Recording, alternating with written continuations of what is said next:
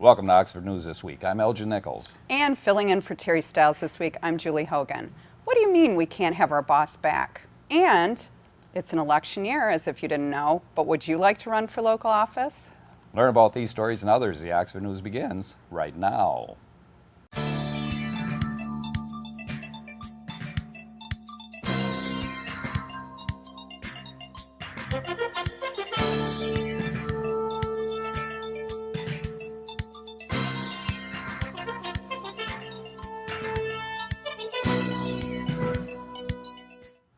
Employees at the Oxford Village Post Office are deeply upset that their temporary postmaster, Randy McKitchie, has been removed from his assigned postmaster post in Oxford. Although the position was to be only a temporary assignment, a postal worker has been removed. Over 20 employees have petitioned the U.S. Postal Service to place McKitchie full-time into the now vacant job opening in Oxford. The postal workers claim employee morale, respect, and work environment has improved under McKitchie's one-year leadership. The employees say they want the progress to continue. Just bring him back. At the latest meeting of the Oxford Village Council, the controversial issue of a planned 76-unit development to be constructed at 98 Gillespie Street was set aside until the March 9th meeting. You may recall at a previous news broadcast, Village Planning Commissioners did not recommend the project should be granted. That decision was forwarded to the Village Council to decide whether to abide by the Planning Commission's recommendation or approve the project. Village Council President Sue Basardi explained the reason for the delay. Business 9A, the planned unit development, PUD for 98 Gillespie, and the lease agreement is going to be taken off the agenda, and there will be no public comment on it. The reason being is that we had a citizen who filed a motion to have a public hearing, and we're not going to have two of them, so the council is going to do a public hearing at the next meeting. So there will be no... At the next council meeting. Next council meeting, which will be in March. Also discussed at the meeting was a moratorium on LED message signs within the village. President Basardi suggested a postponement so as to allow more time for the placement of these critical guidelines. Planning Commission meeting was on the 19th, and they wrote an email asking about the decision on the 22nd. So the office already knew that the Planning Commission was unable to reach a decision. So they should have been told that no decision had been made, in my opinion. And I think that it sets up the Planning Commission with no guidelines in place. It sets up the Planning Commission and then the Village Council and actually the public to be talking about something that no guidelines exist for, or that the Planning Commission did not make a decision on. And so that's the reason that I think that there needs to be a moratorium. Councilman Tom Kennis disagreed. He feels the issue has been dragged out long enough and action should be taken now. We're putting a moratorium on people in our community that are only trying to help because we cannot come up with a decision. I would not agree with that. Well, it's been 6 months and it's gone back and forth a million times. How many lights, how many pixels, no dancing, dogs on a sign. But because we have not made a decision one way or the other, we've held them hostage. Addison Township residents who would like to run for office can do so by picking up a packet containing nominating petitions at the Township Hall, 1440 Rochester Road in Lakeville. Your petition must have a minimum of 3 and not more than 10 signatures, signed by Addison Township registered voters. All paperwork must be turned into the Township office by 4 p.m. Tuesday, April 19th. So far, the following incumbents have said that they will seek re-election: Supervisor Bruce Pearson, Clerk Pauline Bennett, Treasurer Lori Fisher, Trustee Ed Brakefield, Trustee Eric Sent, and Trustee Linda Garrick. An Oxford High School 2000 graduate and resident has decided to seek the Democratic nomination for the 46th district seat in the House of Representatives. Kate Logan, who resides in Oxford, served in the U.S. Army for 3 years in Iraq with the 1st Infantry Division. Logan attended Oakland University, where she earned 2 associate's degrees, a bachelor's, master's degree in administration from Central Michigan University. She was recently named the Oakland County Executive's Elite 40 Under 40 class of 2016. Since last May, Logan has served as a regional coordinator for the Michigan Veterans Affairs Agency, where she services more than 65,000 veterans. The seat is currently occupied by Republican Brad Jacobson, who is not eligible to run again due to the term limitation law. A reckless driver traveling down Seymour Lake Road was followed by another driver to a parking lot on Washington Street. The witness called 911, who sent officers to the location.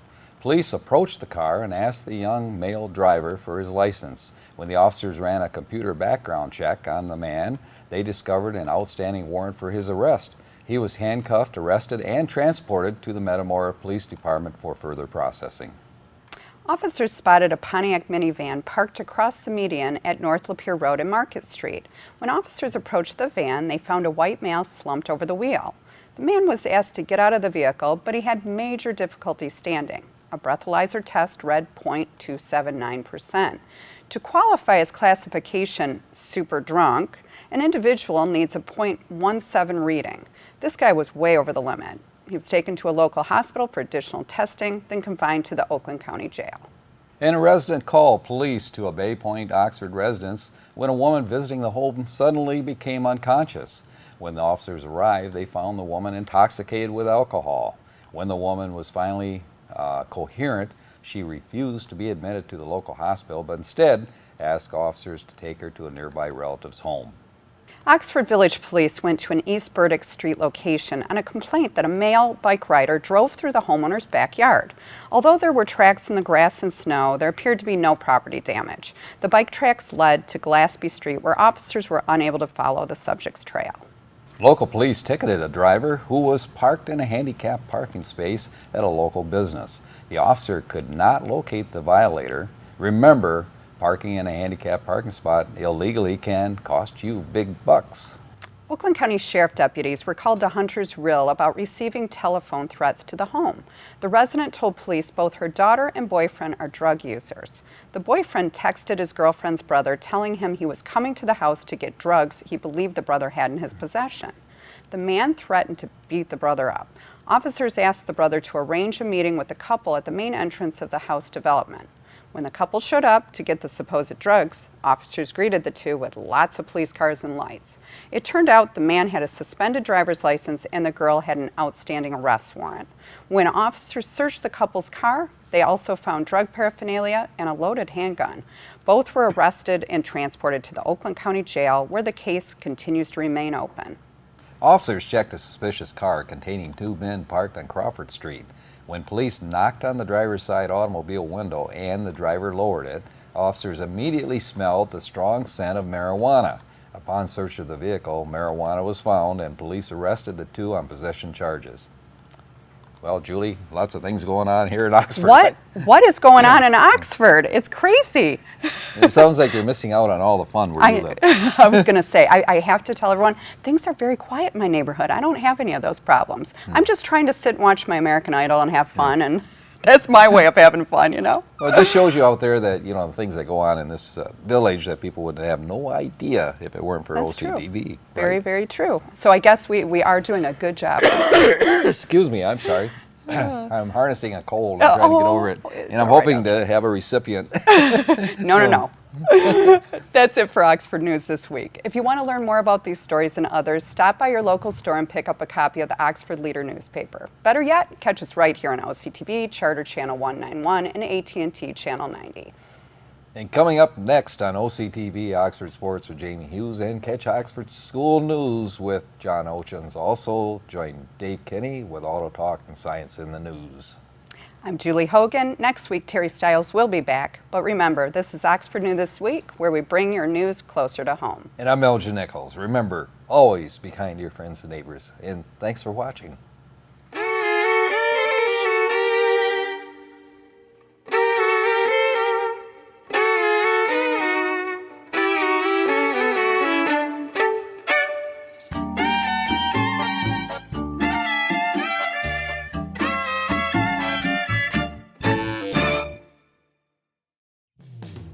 Oxford Orient Fish helps provide emergency aid to the people of Oxford, Ligorian, Addison, and Oakland Townships.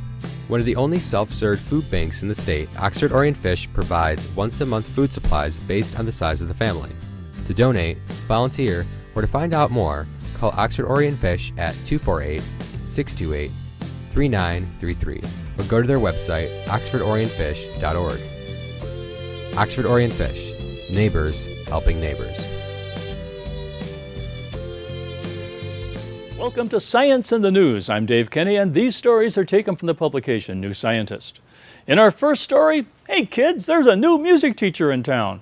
Every potential virtuoso needs a mentor. It just so happens that this one is a computer. Called Bach for Brain Automated Chorales, the system helps beginners learn to play Bach chorales on piano by measuring how hard their brains are working. It only offers a new line of music to learn when the brain isn't working too hard, avoiding over-information on the brain. Developed by Besta Yuxel and Robert Jacob of Tufts University in Massachusetts, Bach estimates the brain's workload using functional near-infrared spectroscopy, or FNIRS, a technique that measures oxygen levels in the brain, in this case, the prefrontal cortex. A brain that's working hard pulls in more oxygen. Sensors strapped to the player's forehead talk to a computer, which delivers the new music. To test whether Bach works, Yuxel and Jacob got 16 inexperienced piano players to learn 2 chorales, one with the system's assistance and one on their own. Bach first gave the musicians only the soprano line. When the cognitive load fell below a certain threshold, it added the bass part, then later the alto and tenor parts. In 15 minutes of learning each piece, pianist played more accurately and faster with Bach than without. People who identified themselves as beginner benefited most than those who rated their skills as intermediate. Yuxel and Jacob will present Bach at a conference in San Jose, California in May. The approach could help with learning any subject, Yuxel says: math, engineering, programming, foreign languages, or reading. I find it exciting, says Tan de Jong, an educational psychologist at the University of Twente in the Netherlands. It's individually based, and that's one of the big things we are searching for, to make learning more adapted to the individual. Yuxel plans to add emotion sensing to the program. High cognitive load combined with positive emotions might indicate productive learning, while negative emotions could signal frustrations. When they're overloaded, Yuxel says, to maybe remove some information might be even more effective for learning. And you wouldn't want to carry around Yuxel's machine all day to help you learn. It's the size of a microwave oven, but more portable machines technology is being developed. The idea of wearing brain sensors is still not widely accepted, says Aaron Salavoni of Drexel University in Philadelphia, Pennsylvania. However, people are starting to wear more sensors, so brain sensors are just going to follow along in that trend. In our last story, it's an extreme take on detox. Clearing out old cells help mice live longer, and it seems stave off a multitude of age-related diseases. When cells wear out, they don't always die. Sometimes they hang around pumping out damaging compounds. Get rid of these cells and a host of benefits ensue, suggest mouse studies by Darren Baker and his colleagues at the Mayo Clinic in Rochester, Minnesota. By tagging the cells with a suicide gene, the team were able to wipe them out in the animals. They treated mice lived more than 25% longer than untreated mice on the average. That's the equivalent of extending human life from 80 to 100 years, says Baker. What's more, the mice were less ravaged by age. After 6 months of twice-weekly treatment, their hearts were healthier and they were better at recovering from stress. Their kidneys had less age-related scarring, and they didn't develop cataracts or cancer until later in life compared with untreated mice. They even looked younger because they didn't show the same fat loss as untreated mice. The race is now on to find drugs that could clear the cells in people. A few years ago, I would have said we were a long way off, says Baker, but we've been working with a company and it's easier than we thought. Oh, there's one more story. Sometimes novices can beat the veterans. Immune cells taken from umbilical cords turn out to be better than versions from adults when it comes to killing off leukemia cells. The result is a surprise because adult immune cells have a lot of experience in recognizing and destroying abnormal cells. Fetal immune cells have no such training, yet they excel at the task. We thought the baby cells would be much tamer, says Paul Vase of Great Ormond Street Hospital for Children in London. Vase's team injected immune cells from various sources into mice with B-cell lymphoma. When the immune cells came in from the umbilical cord blood, the tumors soon became packed with CDP T cells that destroy cancerous tissue, and they vanished. But in mice that received adult immune cells, the tumors kept on growing. It's a new avenue. Well, that's it for this edition of Science in the News. I'm Dave Kenny. Stay tuned to Oxford Community Television, and we'll be right back.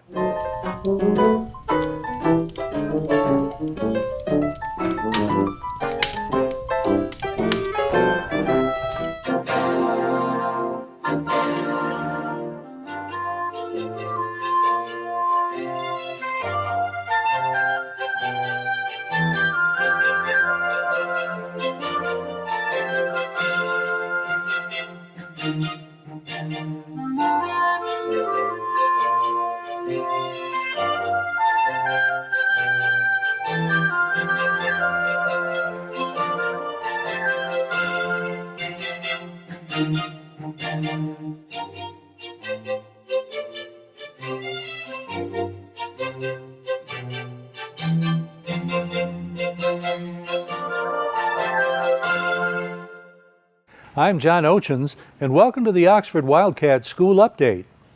Last week we reported about the firing of our Crossroads principal for improper school credit card use. We followed up with our superintendent, Tim Throne, who tells us full restitution has been made and voiced a concern.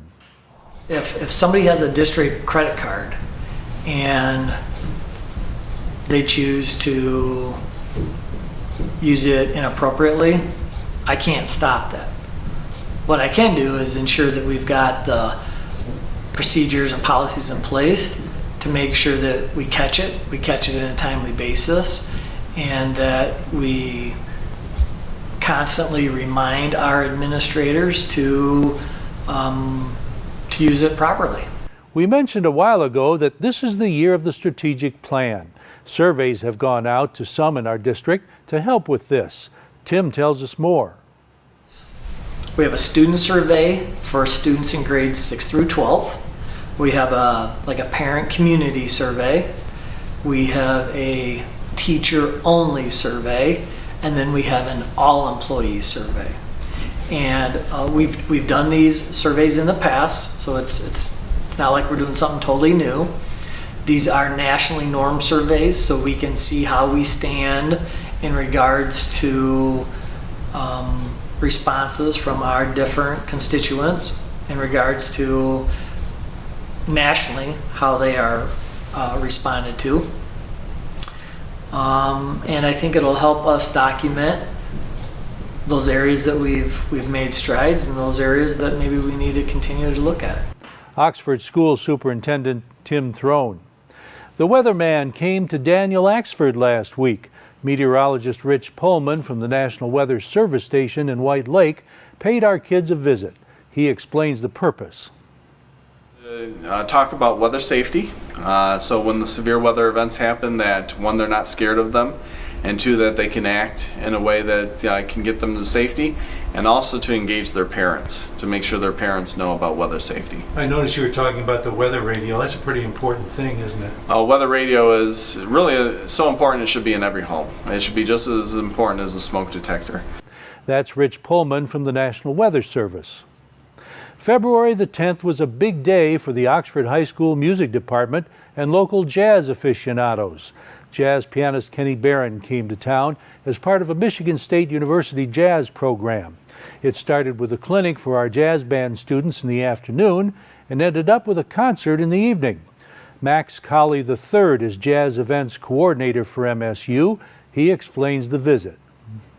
The Michigan State University Federal Credit Union gave the jazz department $1 million endowment, and what that Professor Whitaker, who's the head of jazz studies, he came up with a plan to go do side-by-side concerts with schools like yours here at Oxford, and we partner with the kids and do a lot of outreach and education, and then bring in some of the world's finest musicians to have them have that opportunity to have that access to them and do a night concert. And some schools choose to charge for that, and then they can keep all the money for their program, and others just want to give back to the community and let them come for that. So it's really a beautiful project that we have going here. How long is this program? We're in our third year.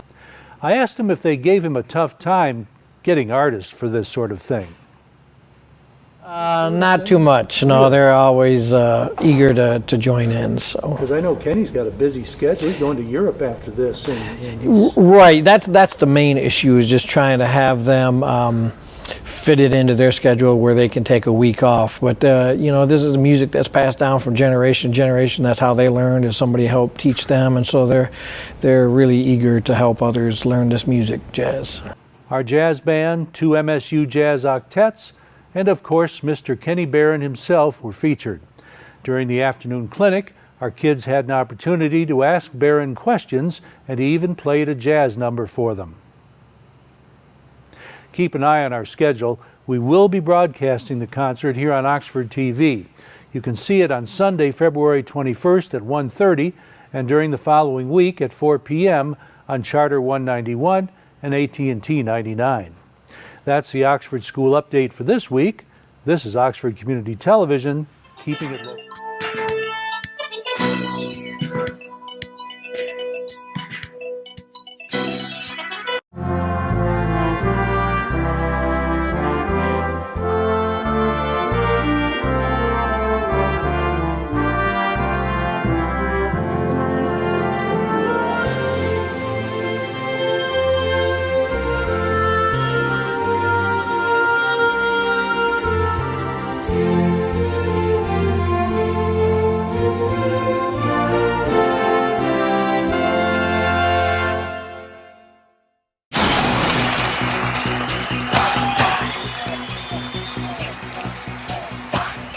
Hi, I'm Russell Currier. This is Oxford Sports. I'm filling in for Jamie Hughes.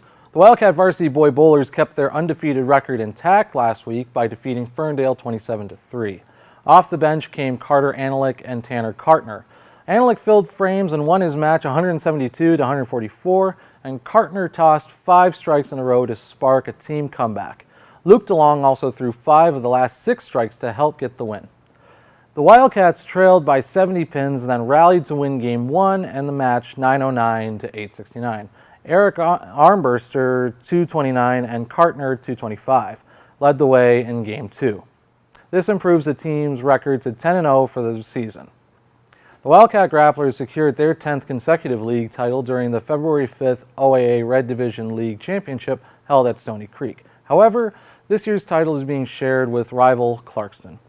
In a tough contest on the court, the Oxford girls varsity basketball team suffered a 47-41 loss to Harrison High School on February 4th. Oxford was led by Abby Bukevich with 22 points. Madeline Morris contributed 11. The Lady Cats will battle Southfield Lothrop at home Friday. If you have an athlete in the Oxford system, check out the website oxfordathletics.org. Our website, if you're online, occtv.org. You can see any of our programs on demand by hitting Peg Central or YouTube. That wraps it in sports. I'm Russell Currier, and enjoy the rest of Oxford News this week.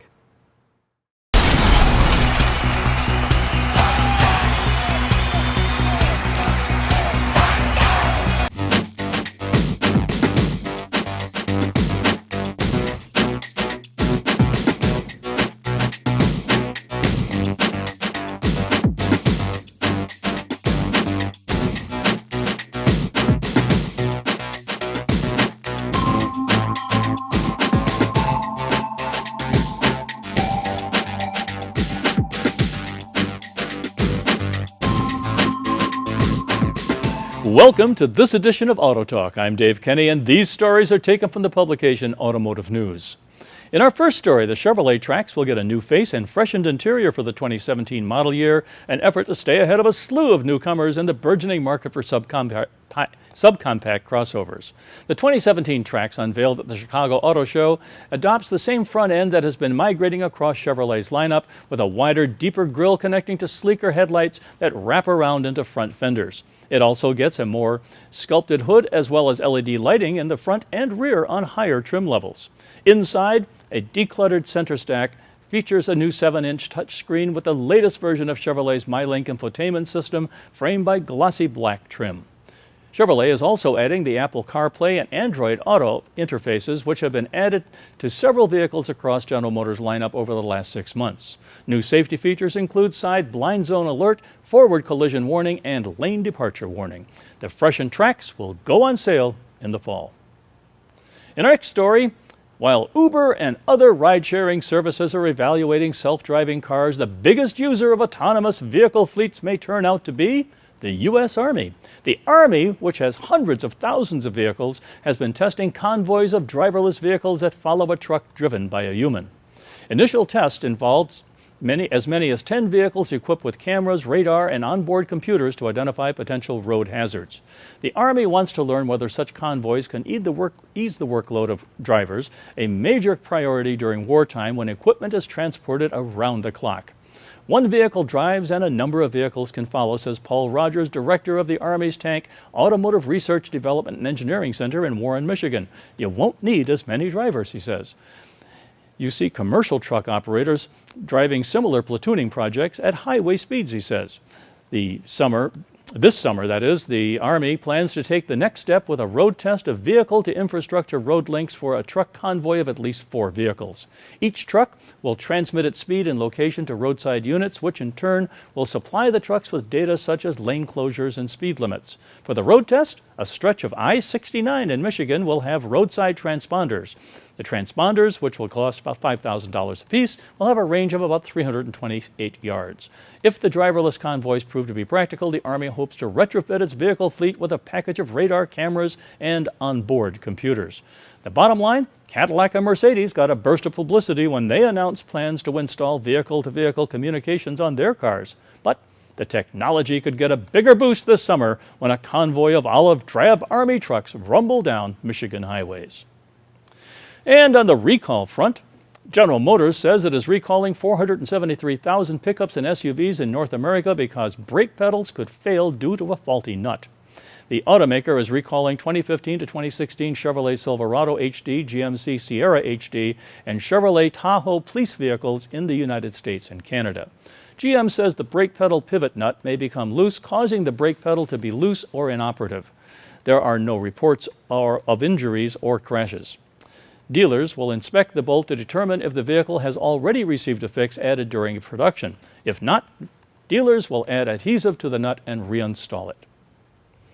And at Continental Automotive Systems says it supplied potentially defective airbag control units to 5 million vehicles used by Honda, Fiat, Chrysler, Mercedes-Benz, and 3 other manufacturers built over a 5-year period worldwide, widening an airbag safety crisis. Continental Automotive, a unit of Germany-based Continental AG, told the National Highway Traffic Safety Administration that electronic systems built from 2006 to 2010 and used in 5 million vehicles may fail and airbags may not deploy in a crash or may inadvertently deploy without warning. Continental spokeswoman Mary Aroff said the recall involved between 1.5 and 2 million vehicles in the U.S. All potentially affected customers were notified immediately, and we are in close contact with them, a Continental spokeswoman said in an email. A complete list of nameplates included in the recall was not immediately available. It also wasn't clear which recalls have already been announced by manufacturers.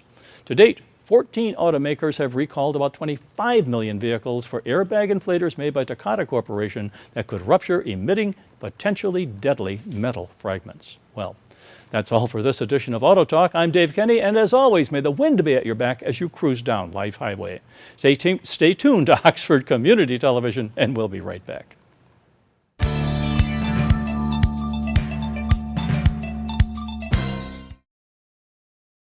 Hello, I'm Elgin Nichols. And I'm Dave Kenny. And together, Dave and I host a program called Minutes by Minute. We discuss what local Oxford and Addison politicians and appointed representatives are doing to make your life happy or miserable by passing laws, ordinances, and regulations that affect you. We believe that within those political decisions is humor. You just have to hunt for it. For example, did you know there's a local ordinance that allows people to shoot off fireworks 24 hours a day, 365 days a year? But since they can do it, nobody wants to do it. Catch us Monday through Friday on Charter 191 and ATT Uverse 99, scheduled for 7 a.m., 11 a.m., and 10:30 p.m., or go to our webpage, occtv.org, and click on Programs. I'm Elgin Nichols. And I'm Dave Kenny. Each week, catch us on Minutes by Minute. Don't miss it. You're watching OCTV, Oxford Community Television,